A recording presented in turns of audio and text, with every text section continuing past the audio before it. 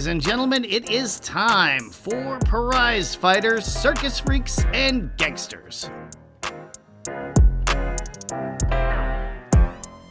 I'm Jamie. And I'm Greta. And as always, we are here to talk about the guns, graft, grift, gentility, and gruesomeness of the 19th century, all through the lens of TV and movies. And we are deep in Zorro, the TV show. It's not a TV show, Jamie. Come on, it's a telenovela. And it shows its stripes this episode.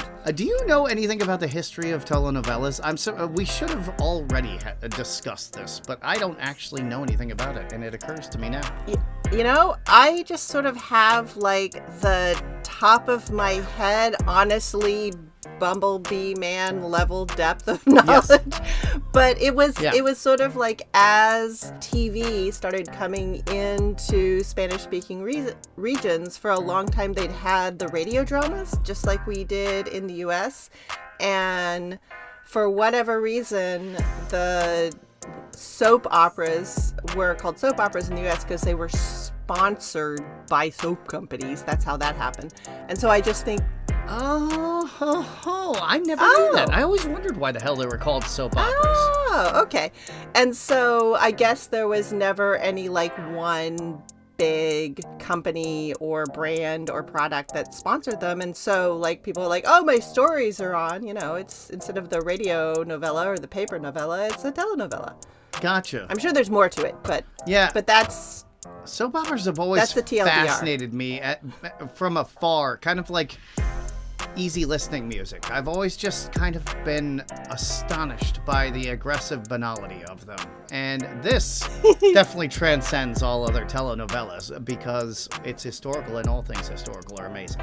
But I'm really enjoying this. I don't think that I will really be diving into the world of telenovelas following this unless they're produced by Amazon and they're set in some awesome historical epic era. Do you? We're gonna have to visit. There are a few out there, man. Are there? I mean, Gilded Age is one. It's less adventure fighting because it all takes place in New York, but the drama is there. But there is. Everybody knows that I'm here for drama. That's why I live and breathe. I need to know about this gossip. The hot goss. That's what I'm all about. Gossip Girl. Jamie Lewis, Gossip Girl. Yeah. That's what you said to me why we should be doing this. No. Anyway, so we've built this up.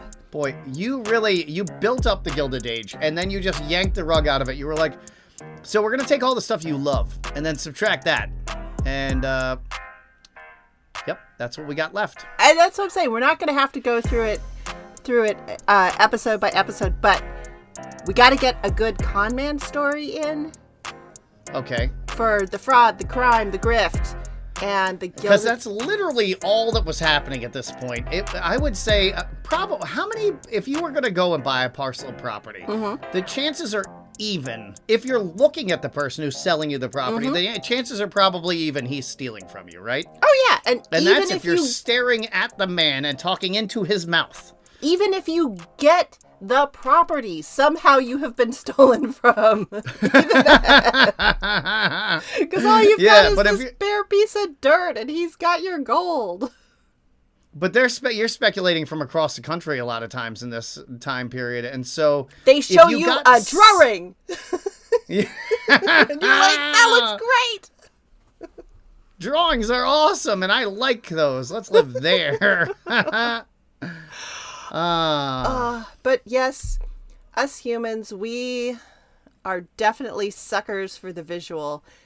And at the beginning of this episode, the governor, he knows it because he is looking sharp as he is Boy, they all do. Oh, but he's got a new The dry cleaners are working overtime. And, like, there's nothing else working in Mexico infrastructure-wise, but apparently the dry cleaning was on point. Yes. I mean, he's swaggering the swagger stick, and he's just, I'm up here. I've got you as a captive audience. I'm looking fine, and so I'm going to yell at you. And I could hang you. I could kill you right now. Yes. But I'm not going to. Yes. But you're all scum. Just remember, you're all scum, and I want to kill you, but I'm trying to show graciousness. And I just have to say, I think this is my favorite Monestario episode so far, too, because he just goes through all the emotions. But through a Channing Tatum lens. So it's really just artful jaw flexes and pensive looks. There's not... True. He's not doing a lot else. It's just, he's flexed his jaw in a different way. No, that one signifies anger. No, that jaw flex is definitely confusion. He has a range of motion. It's just like Channing Tatum. I once made a drinking game in G.I. Joe, tried to drink through G.I. Joe every time he flexed his jaw. We tried to drink, and we were passed out in the theater. It was, we were a mess. Yeah. Which I would do the same thing with Captain Monasterio. I don't play that game anymore. No, you can't. That'll mess you up. Okay, so especially with Monasterio's jaw flexing. The man, wow, he has a beautiful jawline though, doesn't he? He does. He does. But okay, so here we are. The gobernador is up on the scaffold. He's like, I could hang you, but take this message to Zorro. And Monastario's like, which one? Like, what? I told you there were two. Yeah, who's doing what now? And also, all right, so we're getting this guy a horse? Yeah. You're letting him go? And now this guy's galloping away, and the governor's like, shoot that guy. And he's like, what? In the back? What? The guy you just let go? What? Yeah. Shoot him or I'll shoot you. And he's like, okay. And Monasterio, a hell of a fucking pistol shot.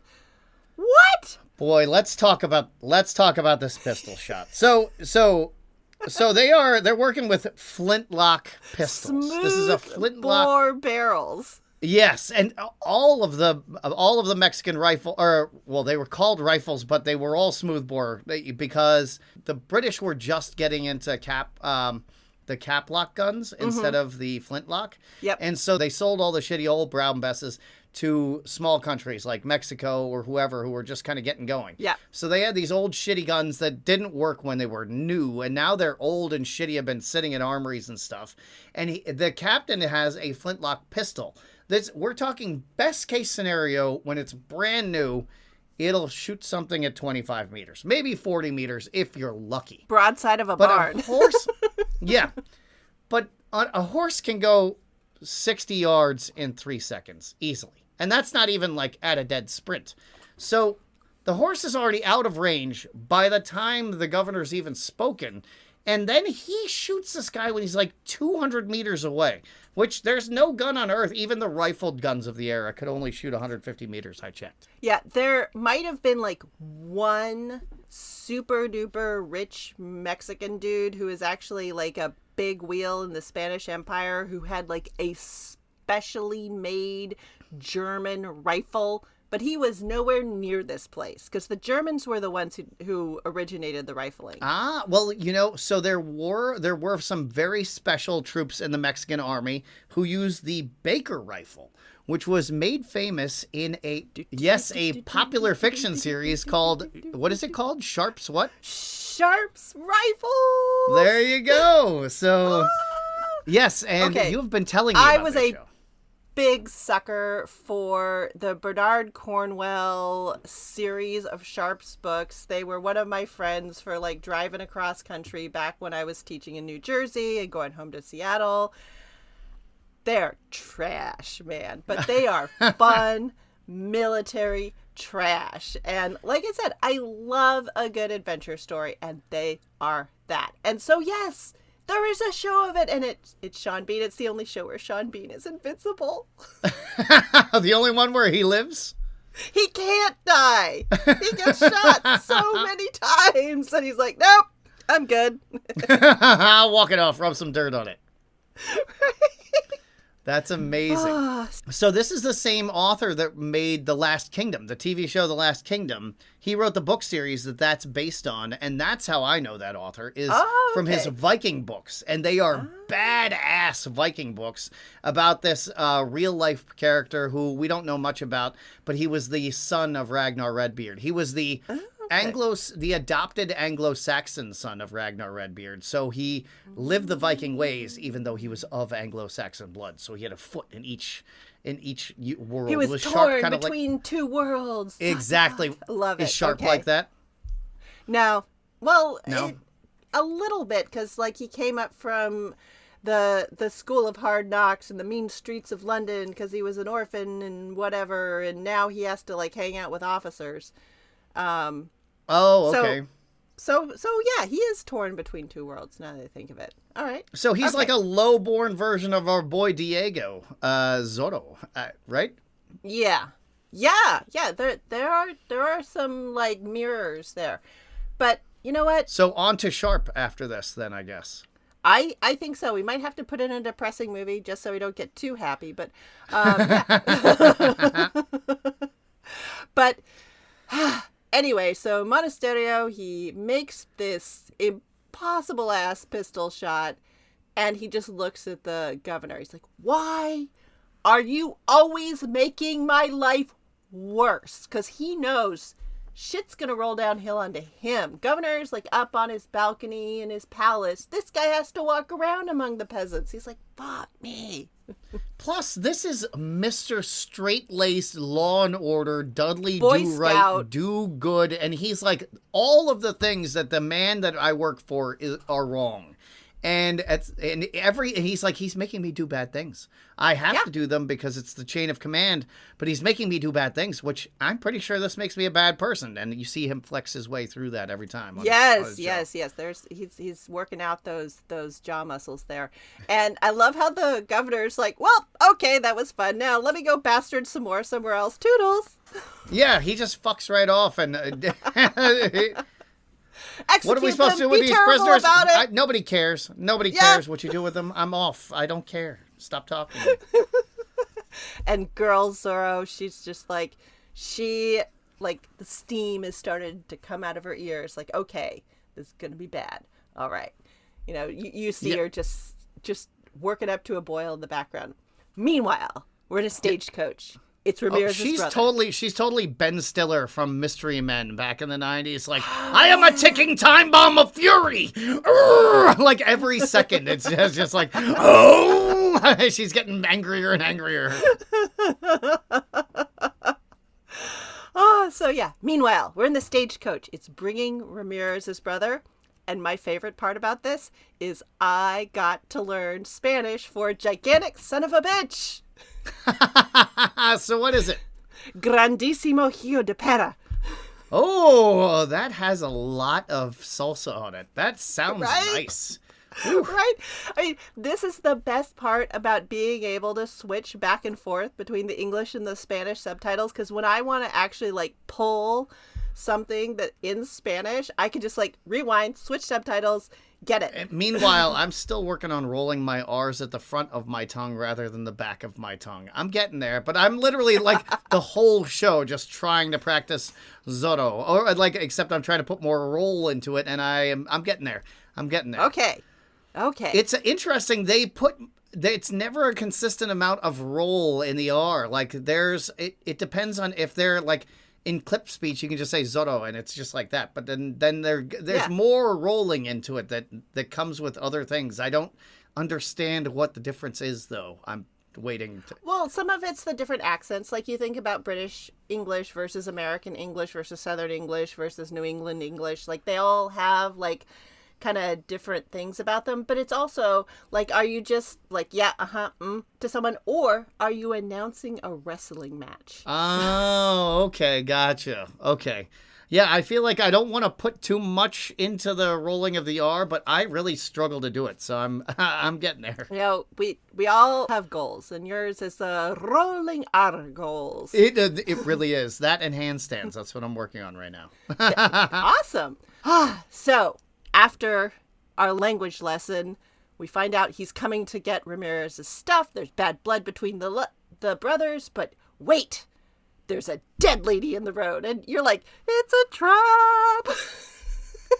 Yeah, but it turns out Ramirez's brother is not a pile of trash, and he's actually a pretty good guy. So, but I mean, Jesus, this happens in every movie that has a stagecoach in it. There's somebody laying dead in the middle of nowhere, and the person is like, oh, well, we better stop and help them. And it's like, maybe check all the bushes first. How about that? I mean, this is circle around and see what's happening. In a forest at a bush-surrounded crossroads. Like, yeah, if you looked up this place on a map, it would be called Ambush Land. At the corner of Kidnap Corner and Ambush Avenue. Yeah, exactly. The most, just unaware person in the 19th century at all times, and they're in every movie. Did this person exist? You know what? They're probably just out of their head on laudanum. And just like, whatever. Yeah, I mean, it's a long carriage ride from, California at this point is at the end of the world. This man's been on a ship, and he's had to hike across the isthmus, and then he's had to take another ship. And these roads ain't paved. These roads ain't paved, yeah. Like, God, my brain is pudding in my skull at this point. Yeah, and his spine is just jelly. It's just been bashed to jelly at this point. Bouncing up and down on these rutted-ass roads. And so, girl Zorro, she gets to just let all of her rage out as she explodes out from under that wig and just... starts cutting throats and hacking people. Yeah. And with no mercy. And all of the people who die, the two guys who die, are both decent people from everything we could understand. And also not a threat to her at all. Like, they would have just been like, oh, sure, what do you need? We can help you out with that. But no, these men are dead because Nolan's not taking any shit. I'm sending a message. Yeah. And just that... the force with which she just stabs that note into the carriage door. Yeah. Whoa! We got Ramirez's brother now, so give us those people you have back. Which doesn't make any sense at all, but... It's too late for that in this show. You want sense? No. No. Yeah. No. She's taking... Actually, hostage taking doesn't make sense ever. It's got to be the worst policy any criminal's ever had. And it just doesn't work out. The best case scenario is you kill everybody. That's the best. In which case, why'd you take a hostage in the first place? Because it's a telenovela and you have to kidnap the twin brother. That's why. Okay, we're good. Oh, is that a thing? Oh, that's a thing. No, the twin thing, which twin is it? It's a staple of the genre. Gotcha. See, I'm seeing all the action movie homages, and I know none of the other stuff. So I'm glad that you're here to bring this all to light. Boy, these are some really well-rounded people who have put this together. They really, truly well-rounded people, right? Because they are just hitting marks that I don't even know exist. I just think it's a really different media tradition, and who knows, sort of like... what if you have such a media landscape that Spain did during the years it was under functionally a dictatorship? So there was so little media, everybody watched everything. It wasn't like in the 80s or the 70s, you didn't have like girl movies and boy movies, you just had movies. Yep. It's what's on Channel 4, and that's the only fucking channel we get. Yeah. And I also just think the male-female segregation in Spain is very, very different from what it is in America. And so what crosses over is different, which is great. I'm loving this. Yeah, absolutely. You know what we're going to have to get in the mix is an Indian TV show or film, because then we get the musical aspect as well, because that is also an underloved thing, and we have only covered one musical thus far. So, is there a possibility that interesting things are going on in India in the 19th century? There is at least the remote possibility. There are people on the planet that might not have lived in America in the 19th century. It's hard to imagine, but there were non-cowboy people in the 19th century. Okay, so we're back at the governor's mansion. He gets the note from Zorro, and he's like, back to cowboys. Yes. Yeah, and I just love the governor. He's like, so Zorro, does he mean it? And Monastario's like, which one? Yeah. He's like, I keep telling you there's 2 Zorros, and you keep saying there, no, there's not. And I keep saying, yeah, there fucking are. There are 2. What do you want out of me? And I just, basically the governor's like, Madre de Dios, 2 Zorros. Are you sure? My God, this is what it must have been like to be one of Trump's, like, rational advisors at the beginning, where they were like, no, look, bro, like, COVID's a real thing. And he's like, no, what? It's lies. We're all drinking ivermectin and bleach. Because Monasterio is literally like, I hate that it's true, but yes, there's 2. Damn it. Just listen to me. Listen to the words that are coming out of my mouth. Governor's like, okay, yeah, whatever. Anyway, I got some shit to do, some money to grip. Yeah, so then he fucks off again. Yo, Andreevich, how's it hanging? God, and the Russians look so evil on this show. It's just, even the way they move is all grandiose and flowy, so you just know they're evil by the way they move. And the way he, like, walks with his shoulders. Yeah. Oh, yeah, like he's a runway model. Yeah. And so they're doing that thing where they're like talking and saying stuff without saying anything. So, you know, the guy with the thing and the thing that we can work out with the stuff. Yeah. That won't be a problem. I mean, they're totally doing that. But you're like, if you were standing next to this man, you'd be like, this man is literally going to set a poisonous snake on me while I'm sleeping or something. I need to get this man away from me, not closer to him. Like, you should lock this man in a box. He is as serpent-like as a bad guy's ever been on a show. And yet, this is a great scene for history, because when they were first talking about mines, I had just sort of foolishly assumed they were talking about gold mines, and it was wrong. Silver mines. No, they're talking about carbon, coal, because this is the... Oh. Yeah, we're at like the beginning of the coal age. Everybody's like building up their steamships and everything, and so the Russians are going back and forth, and they got the fur trade and, you know, the seals and everything, and so having part of the coal trade to sell to ships, but then also the extraction of coal oil is happening. So, like, that's how we're going to get light in San Francisco with the gas lamps. So all of this is going on. And I was just like, oh, my God, wait. Well, it's impressive that their solution wasn't, let's kill every whale that there is so we can have some dim light on the streets of San Francisco for a year. No. We take, it's much harder to train people to not die at sea than it is. It's like way easier to replace them in the coal mine, because you got to bring the ship all the way back to shore to replace the dudes that fell overboard. Yeah, children are probably useless at sea, but they're very useful in a coal mine. Absolutely. And so I was thinking to myself, I'm like, coal and really? Is there? And so I looked it up. Guess how many abandoned coal mines there are in the state of California right now? I've 4,000. 47,000. I was just throwing out a crazy number, and that's a lot of coal mines. Who knew that it was the original West Virginia?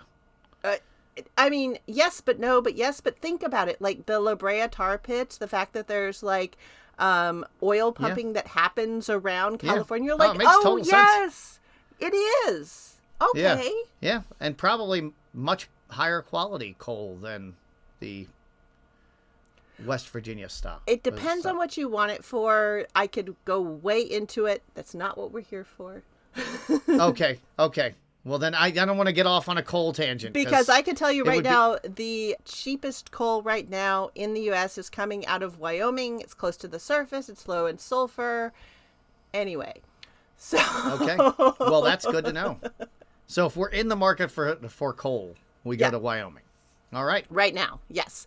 So right now. And then you buy it from a cowboy. Again with the Cowboys.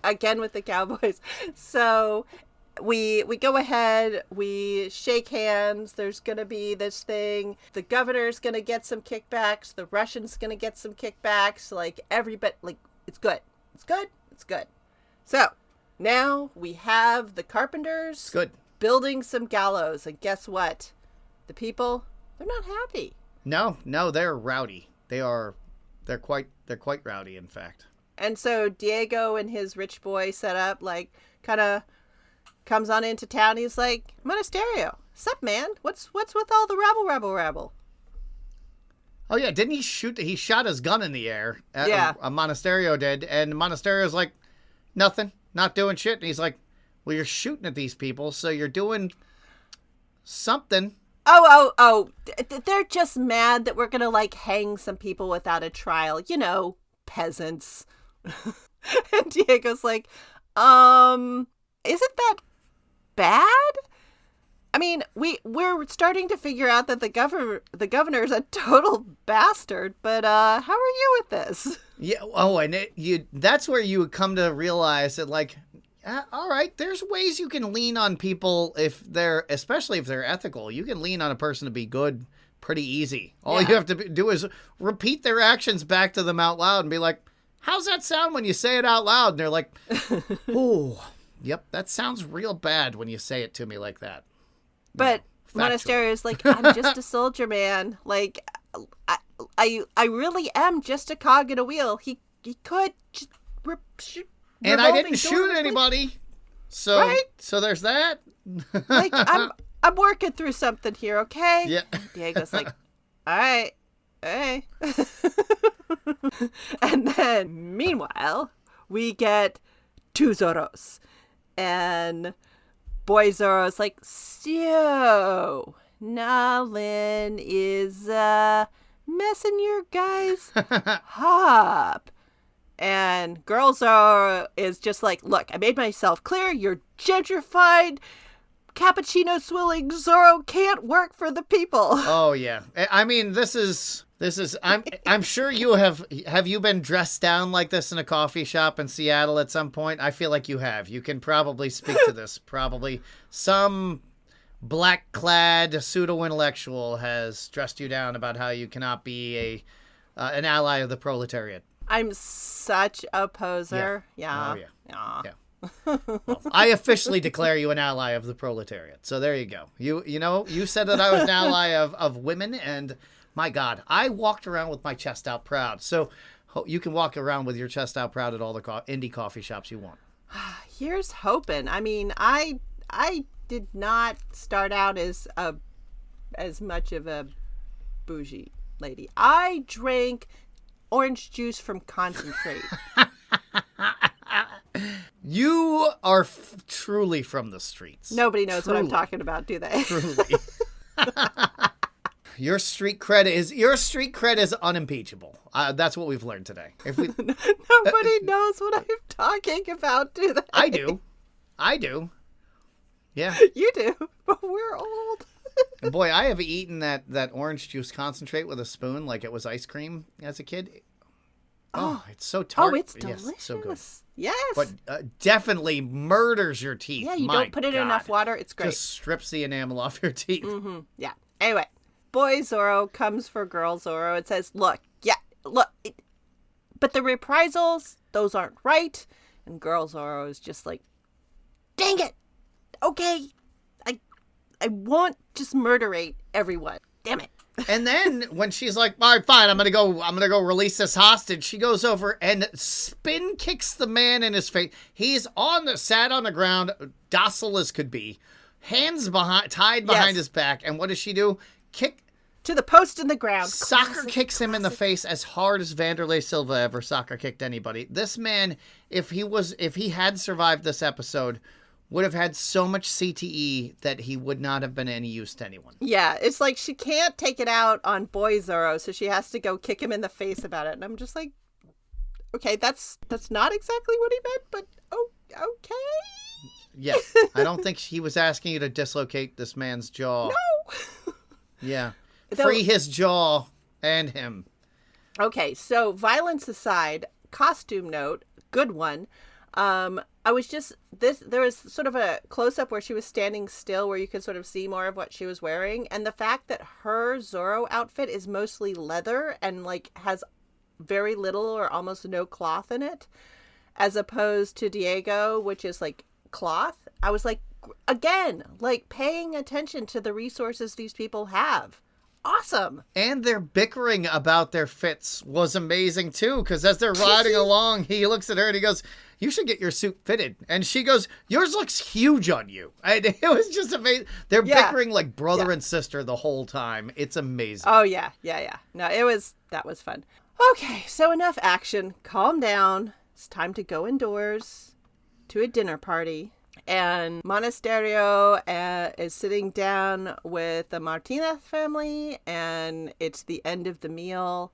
And this table setting was actually like very cool and very period. They had the white tablecloth, they had beautiful fruit in the middle, and they just had the candles. And they were just, drinking sherry out of these beautiful crystal, like little sherry glasses. I was just like, this is so period and awesome. Excellent.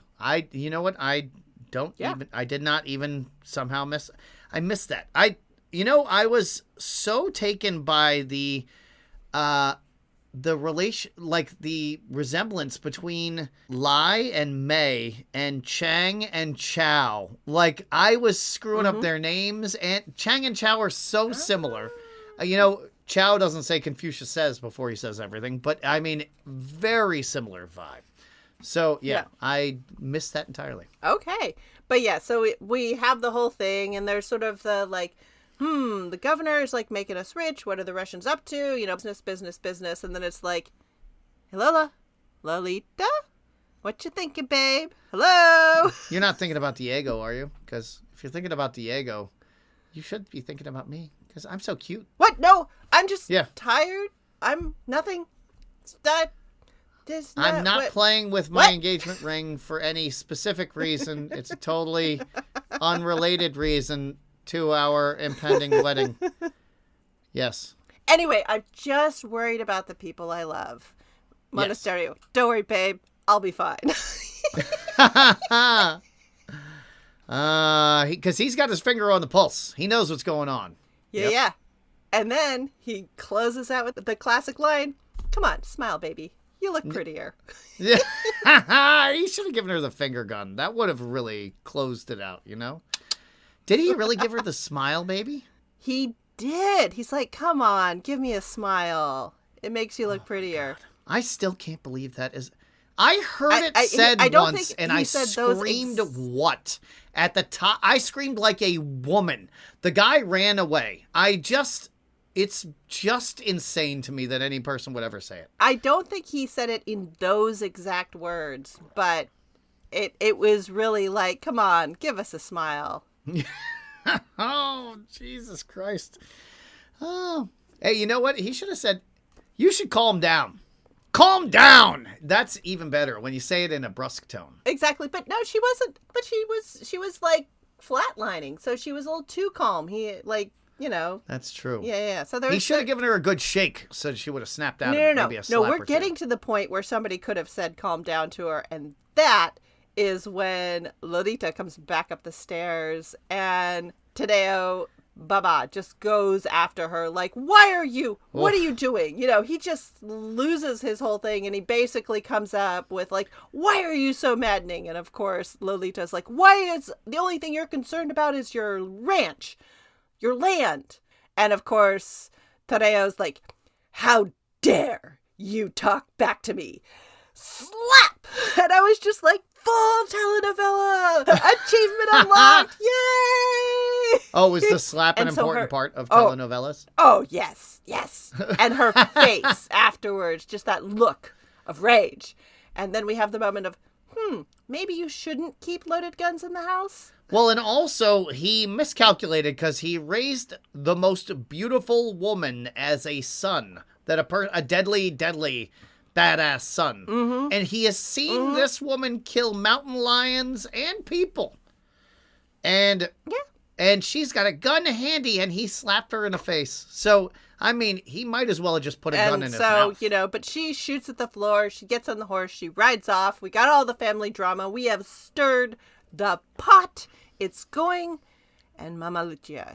And I love the way Mom's slapping him on the shoulder like, "You dipshit. Yes. If you tell her not to, like, if you tell her not to do something, she will do it. Yes. So if you tell her not to get married, she'll get married, and then you'll lose her, you dipshit. So what the fuck are you doing? Like, get with the fucking program. And she's even like, look, like she is thinking about Diego.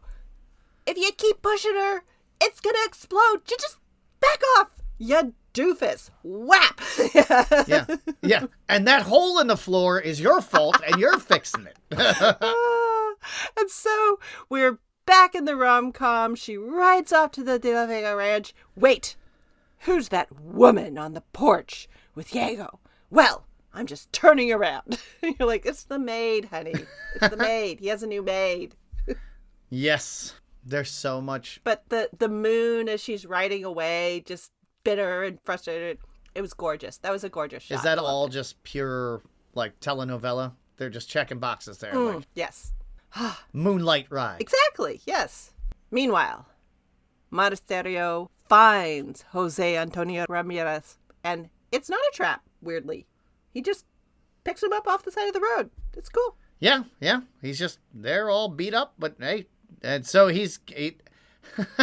I love it. Well, first they go through a whole thing, but then when he goes to, like, get him to the doctor, the immediate response is he's at the saloon. Like, I was like, Jamie, you're gonna love.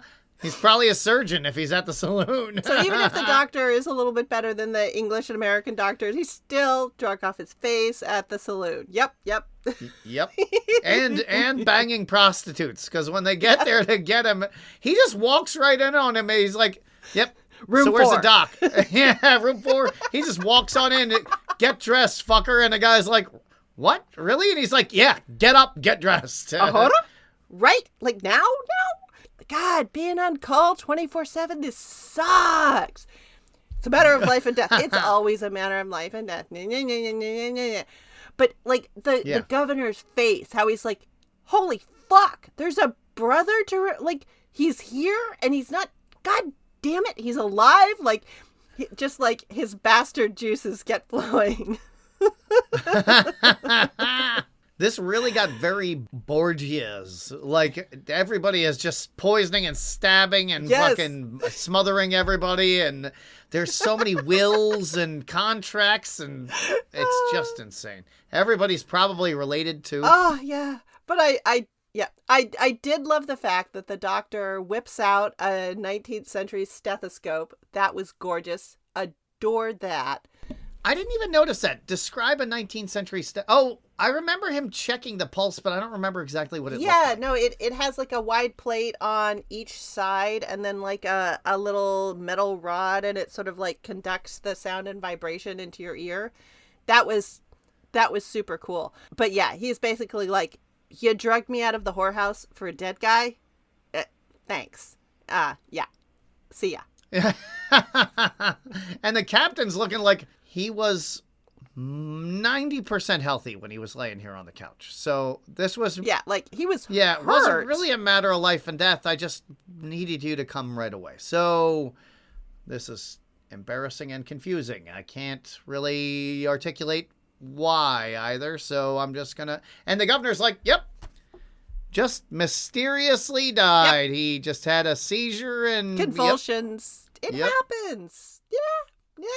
Anyway, so that there's just this loose coal mine, and I'm, as governor, I'm don't worry, I will handle it. The burden falls to me, is what I'm trying to say. So don't you worry about his inheritance. Yeah.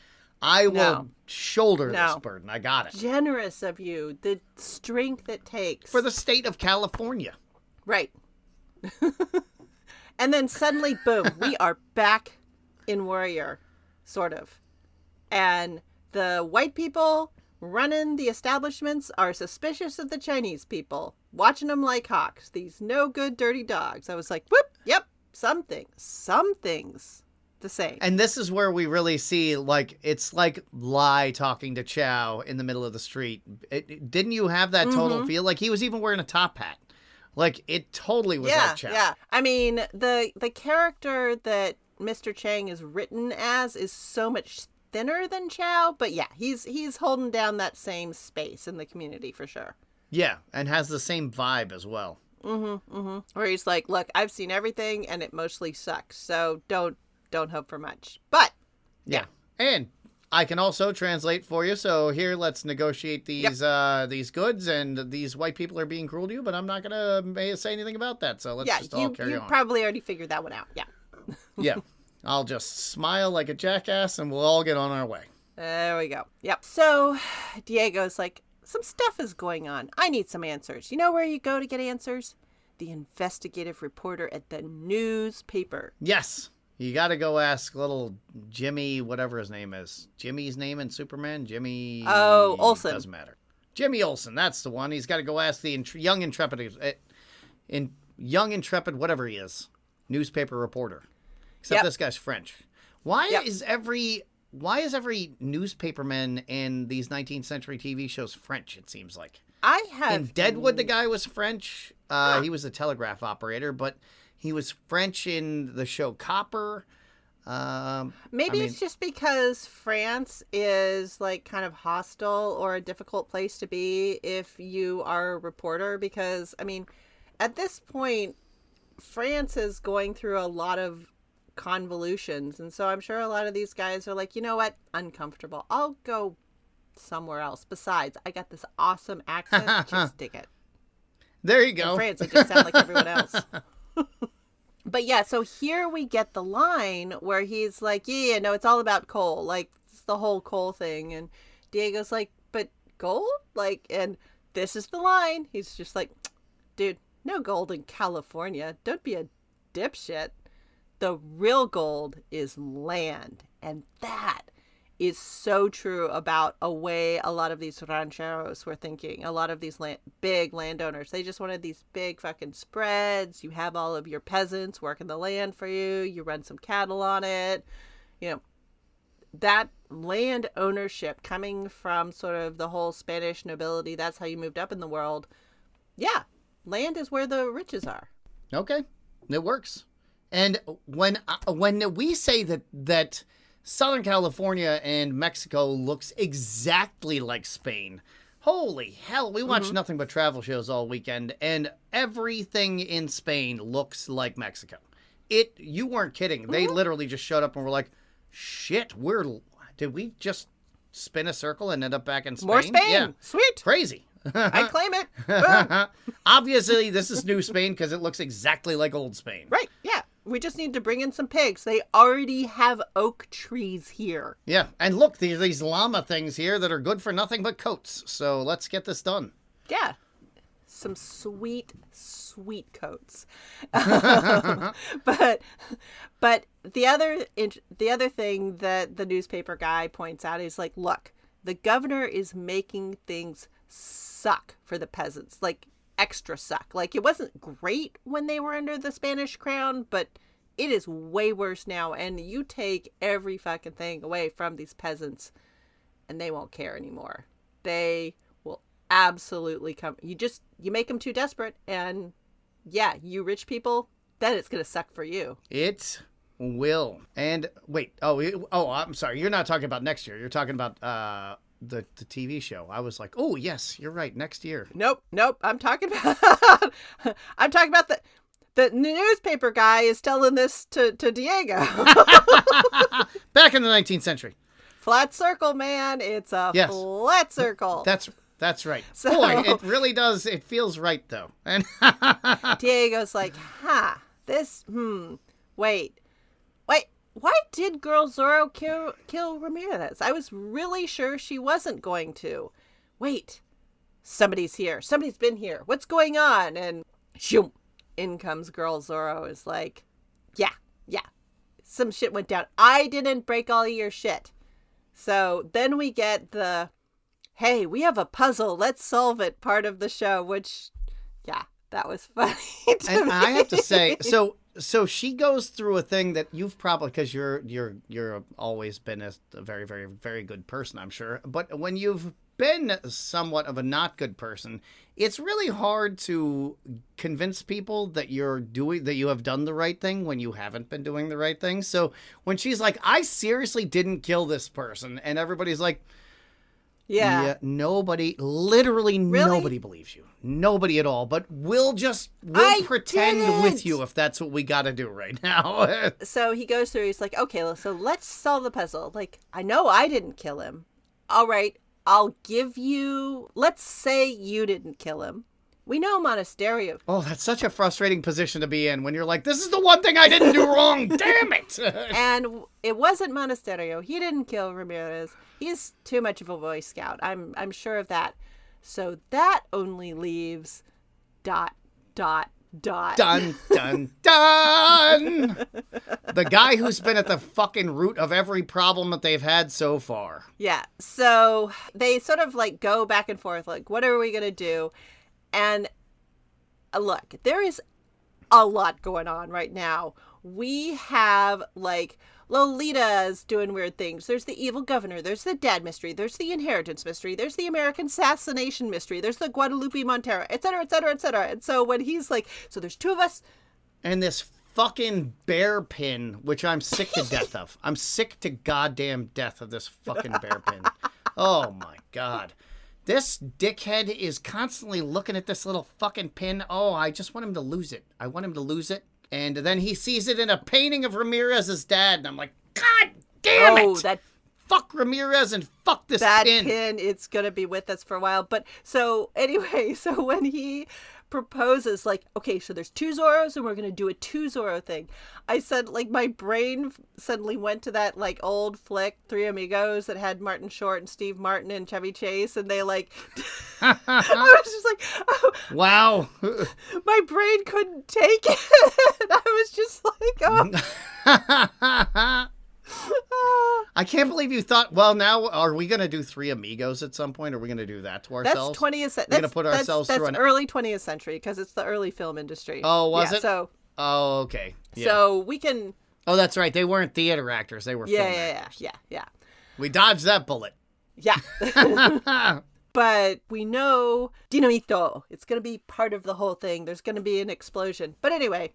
Oh, but there's a hilarious line where they're like, all right, so what should we do? And all of her things are like, let's fucking blow shit up. And so he's like, oh, yeah, sure. That's a great idea. Hey, we got all these explosives. Why don't we blow up the governor's mansion? Because he's a dickhead. That's a symbol of oppression. She's like, oh, wait. That's an awesome idea. Now I'm into that.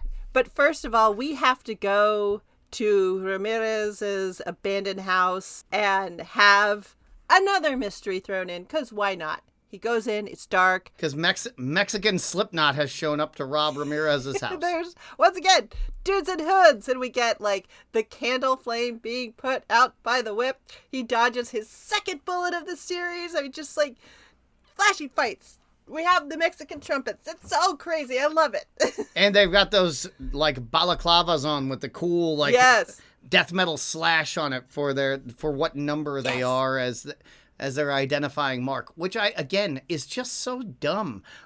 Like, it looks cool as shit, but what a dumb, like, you're really limited as to how many people you could have in your organization when that is how you're identifying yourself, because you can only, I mean, otherwise your whole head is just lines. You're like somebody's counting. It's like, okay, are you 17 or 14? Shit, stop moving. Yeah.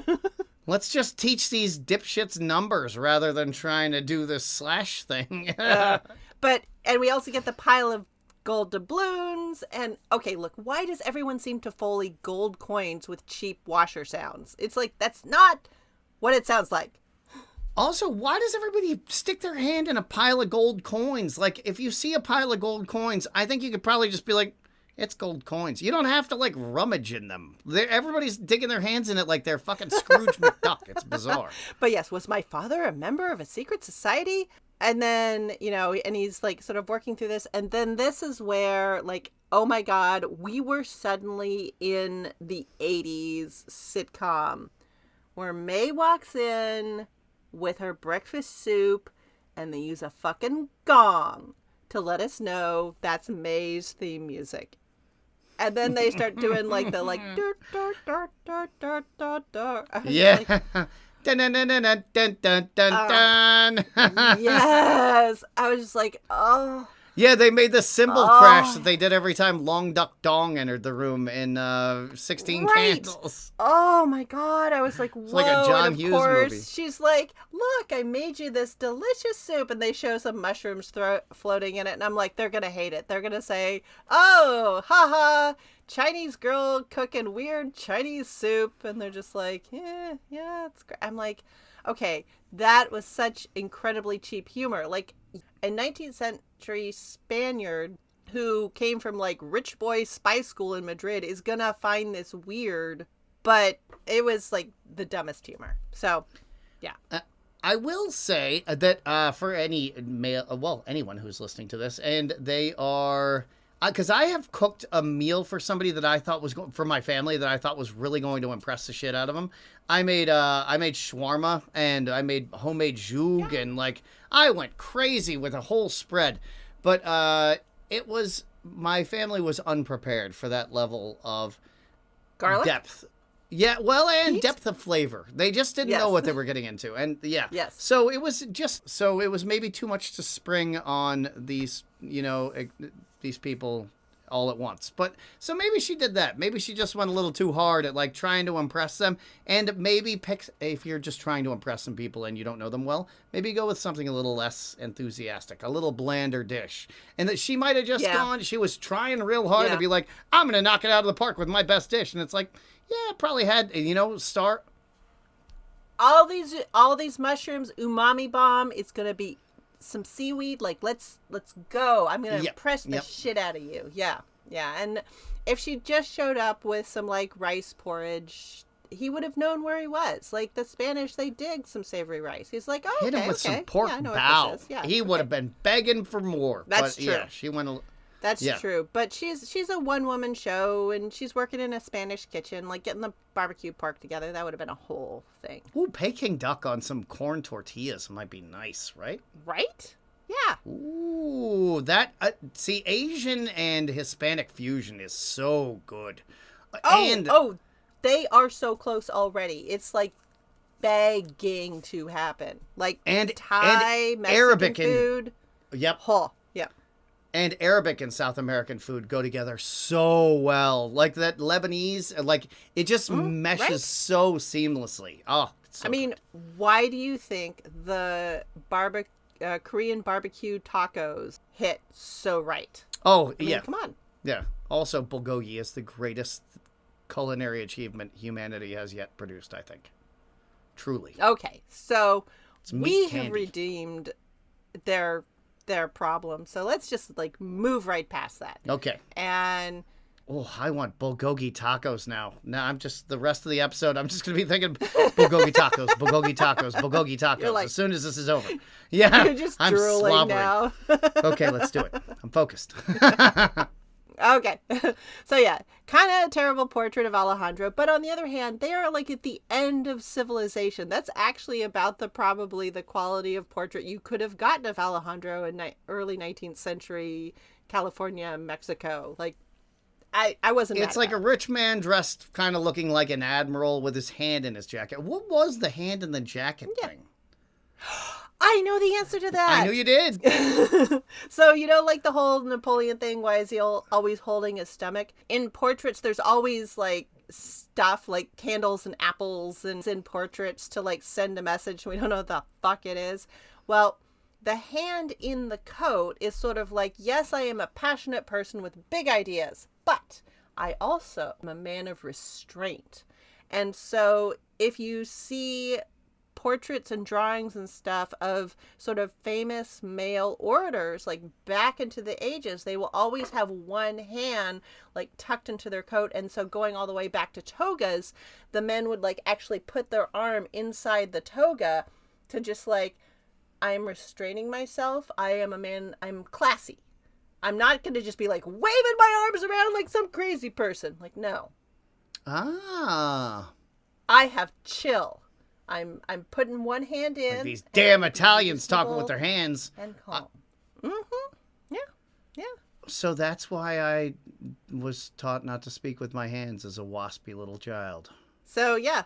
So that's the hand in the coat thing. Yeah. Wild. Huh. I'll be damned. And you look like a dead-armed weirdo when you're on film, not moving your hands. So talk with your hands, because it's fun. And also, you look like a dead-armed weirdo otherwise. Finger guns. So yeah, he's like, okay, something is up.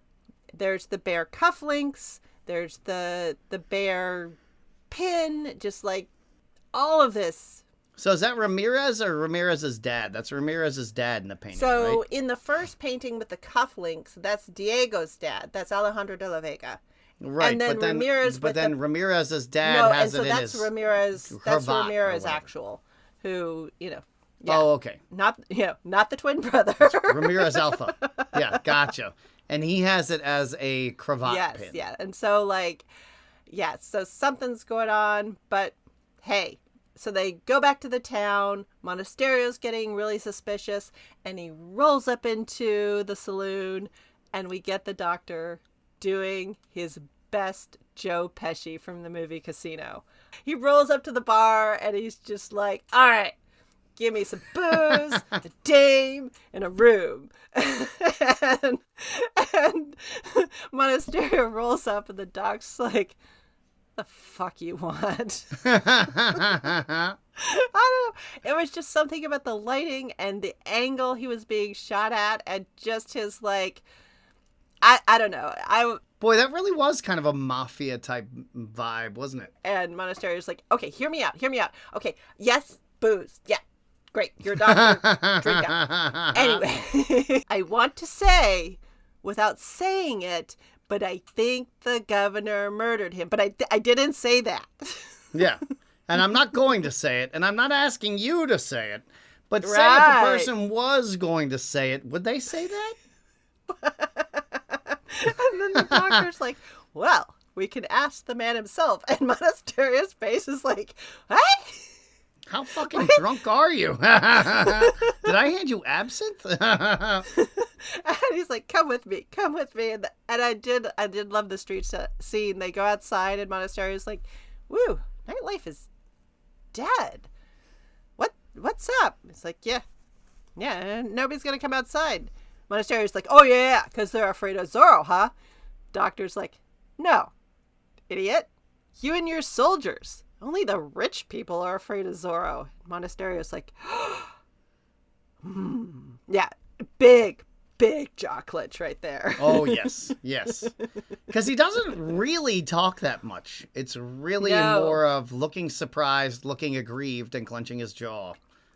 I mean, this is why I'm saying, like, this is Monastario's most emotional episode yet, and I enjoyed it very, very much. Oh, yes. He does swoon for Lolita. Of course, everyone would swoon for Lolita. If that woman cast her gaze upon you, yeah.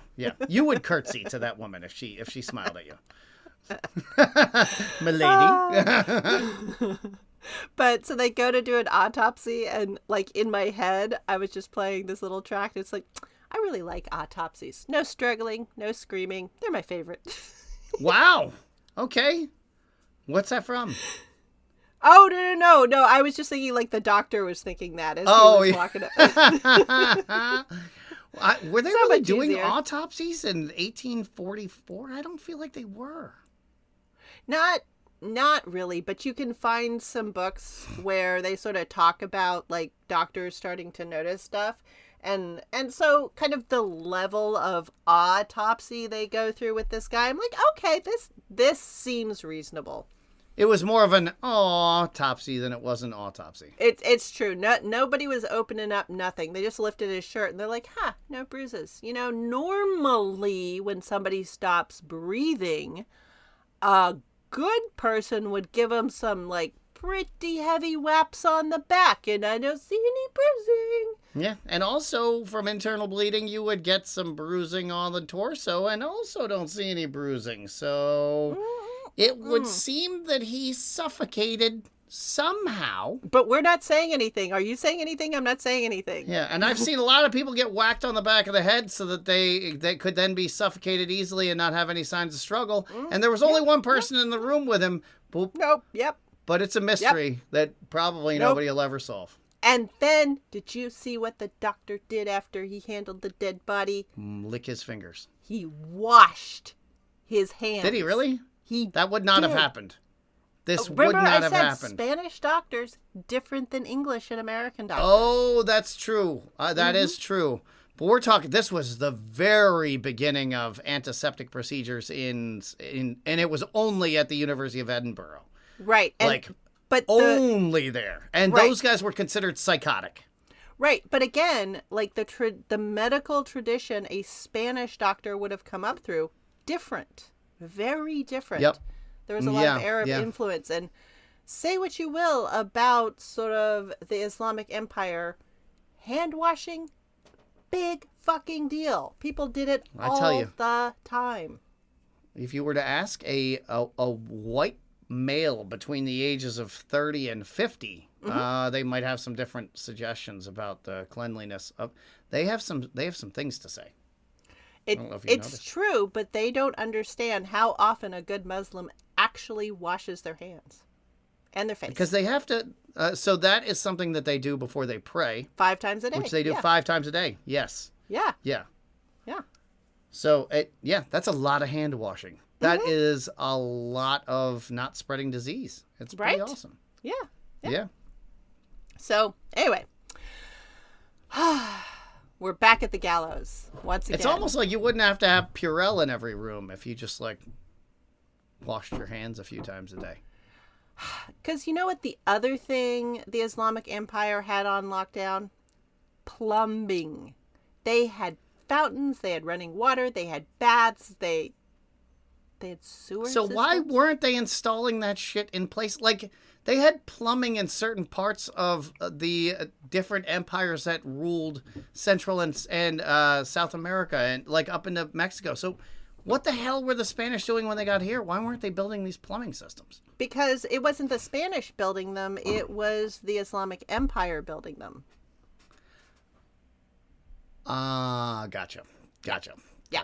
And the Romans. The Romans also built some sewage treatment as well, or sewage moving. But again, wasn't the Spanish themselves.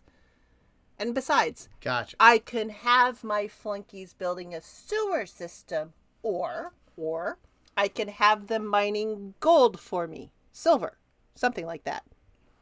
And just slaughtering people indiscriminately. Yeah. Which do I want to have them doing? Yeah, it's all about a manpower allocation, and they made some interesting choices. I need to go buy another dwarf. So chop with the mountain of silver. Let's go. When the end goal is that, it makes sense. When the end goal is I need to buy another dwarf, that line of thinking totally makes sense. All right, sure, I guess. If your goal is that fucking crazy, then I guess the plan should be crazy too. Yep. There's some Spanish royalists who are going to come for me, but I have proof. There are so many paintings of royal. Oh, that's dwarves. right. They're Habsburgs. So they were just drooling, psychotic morons. It's great. Anyway. Because the Spanish Habsburgs were even more inbred than the Austrian Habsburgs, weren't they? I don't know, but it was all pretty bad. It wasn't. It was not good. But you know what's good? Okay, maybe not good, but pretty. We're at the gallows. Not inbreeding.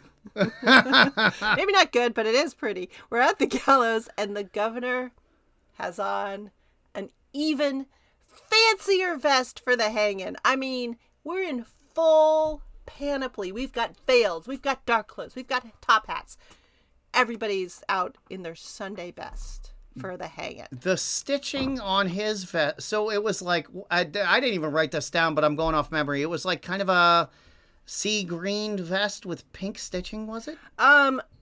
This one was it was a blue one, and it had a red and a gold pattern going on. It was okay. Yeah, it was everybody was, and then we had. But the sun was glinting off it, and I think that's what it was. I was just getting a weird view of what it was because I wasn't really taking note of it. But the sun was gleaming off his chest. Yes. So yeah, I mean we got the velvet coat. We're going out. We got a priest. This is the full meal deal of a hanging. Yes.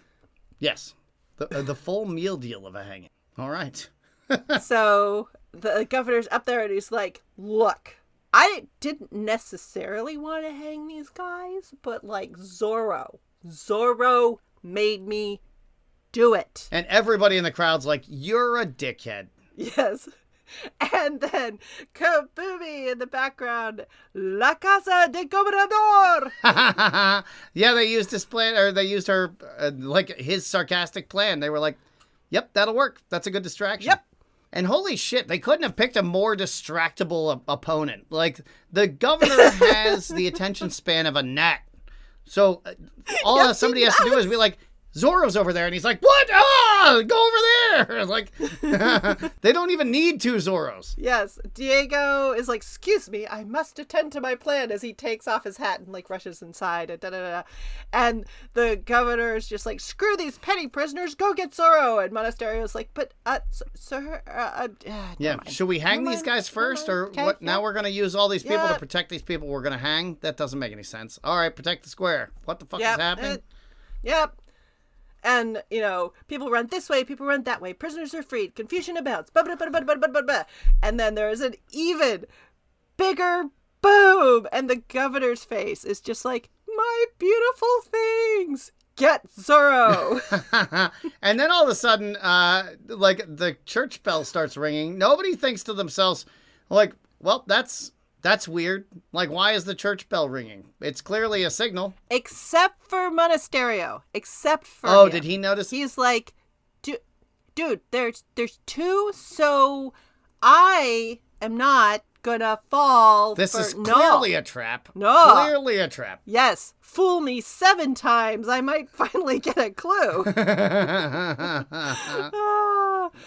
But yeah, we have the prisoners escape on the horses. He whistles for Tornado. The Wonder Horse, who just shows up. He is like the ultimate Uber driver. He's just kind of hovering, waiting for you. And then we get the payoff for Monestario making that like impossible pistol shot, where this time he misses Zorro. It's like, it's too far away. Don't know what to do, man. You know, these 19th century Even pistols. though it's a third of the distance, at most, it's a third of the distance that it was for his original shot. Still. He's not galloping. Yeah, and the other guy is not riding a horse. Yeah, he's just standing and staring right at him, looking him dead in his eyes. So yeah. Maybe some pieces are falling into place, some people. Yeah. He still doesn't realize that the only man in Mexico with that jawline and all of his teeth is Zorro. Well, he's wearing glasses. He couldn't be Superman. He wouldn't be able to see. After the successful rescue, you get boy Zorro and girl Zorro sort of talking, and he's like, see, it doesn't have to all be revenge. You could do it in another way. And she's like, no, we're not going to team up. I mean, we want to do things too differently. Besides, are you willing to be player 2? And also, I hate you. I hate you, and I hate your face. They're so like brother and sister. Like, yeah. But you're totally right. Like, I don't want to use the shitty controller. Like, that's literally what they're fighting about at this point. You're going to be Luigi? Because I'm not going to play Luigi. Yeah, you're not the boss of me. And so once again, you think it's the end of the episode, but it's not the end of the episode. And so Diego's just like, this cufflinks, the bear pin, what? The Russians. Dun, dun, dun. I feel like people are going to troll me with bear cufflinks in the future about this. But don't. Could be worse things. Could be worse. I don't have any French cuff. Well, then I'd have to buy the damn shirt. Damn it! Now they've already backed me into a corner where I have to buy French cufflink shirts. Look, you'll have to get the velvet jacket to go with it. I want the velvet jacket. I want to be draped in velvet, like George Costanza. And one of those sweet vests. Just, yeah. I want to dress like the governor. I don't want to act like the governor. I just want to dress like him. Are you going to learn how to twirl your swagger stick in your fingers like that? Absolutely. I'm going to I'm rolling my R's is going to be my first order of business, and then I'll work on the swagger stick. Yeah. Okay.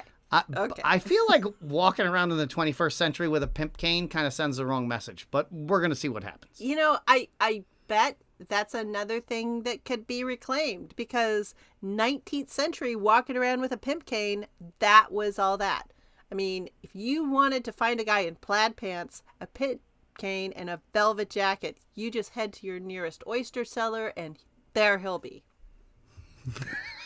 I do live in Trenton, so it feels appropriate. Yeah. Yeah, I feel like I could bring this back. Yeah. I got it. Yeah. Okay. I'm going to have some platform shoes with goldfish in them by the end of this thing. Now you're mixing your trends. Hey, you know what? But I mean, if you're going to look like a pimp, you might as well look like a pimp all the way. That's true, and it is the 21st century. If there's one thing fashion does now, we don't come up with anything new. We just mix and match. Exactly. Mix all the eras together. They won't be live goldfish, though, because that's psychotic. Okay, well, that was a hell of a ride. This has completely become a telenovela. All we need is the secret baby. I have not counted that out. It might have to wait for season 2 for that to happen. Who knows? It only took 5 episodes of a telenovela to get me into platform shoes. That's wild. Maybe the Republicans were right. Hey. But a lot of them wear platforms. They just don't show them off. They try to only on Halloween. Hide well, did you hear they crashed Grindr during the Republican National Convention? They crashed Grindr. What? No. Yeah, the Republican National Convention, the gay hookup site. Yeah. Was crashed by the RNC. And they didn't blame a DDoS attack for it, did they? Well, we will be back next week with the next episode, but before we do that, where can people find you on the internet? They can find me on Instagram. So I blew up in the last, I've kind of been figuring out Instagram more, and Sweet. So I'm up to over 21,000 followers on Instagram now. Yes, I'm blowing up. So, yeah, and so I post every day about all things muscular and fun and historical. So I cover all different stuff. I try to hit every part of the globe and hit genders and sports that are all over the place, because I don't want it to be one note. So I kind of want everybody to be able to find inspiration from all over the place. How about you? Very cool. Well, I have my other podcast, The History of American Food, and not quite as impressive as you, but I did tap into the current zeitgeist and went on a whole journey explaining why in sort of the middle of the 20th century, we thought black olives were essential for Mexican food. Okay. Yeah, so if you look on my Threads account or my other social media, it's all at THOA Food. I went on a whole thing about that, and it has to do with all of the Spanish planting olive trees in California and then leaving when it became America, but the olive trees stayed, and so there was a whole marketing campaign that no, Cali-Mex food, black olives, they're supposed to be together. Boy, that is the most allergenic thing on planet Earth, olive trees. God help us. The pollen. Arizona is covered in yellow pollen twice a year, and I mean, my eyes swelled shut every year. It was brutal. It was like having pink eye. That's how bad my allergies would get. Oof. Yeah, but So you moved to Philadelphia for the better air. Okay. Well, I moved from Philadelphia to Arizona and then moved back. Yeah. Because I was like, well, that's plenty. That was plenty of that. Wile E. Coyote can have it. I will cede my portion of Arizona to Wile E. Coyote. This is why you need to listen to my show. I am going into all of this stuff. I'm explaining it all, and following me on social media. Okay, so next week we'll be back. Episode 6. Maybe we will solve the mystery of the bears. But probably not. I feel like that's going to be an ongoing mystery. So they're just going to torture me with these goddamn bears. Okay. Until next week, guys. Have a great one. All right. Bye-bye. You can always reach out to us by email at pcgpodcasters@gmail.com. And you can find more dope beats like this one from royalraven.com.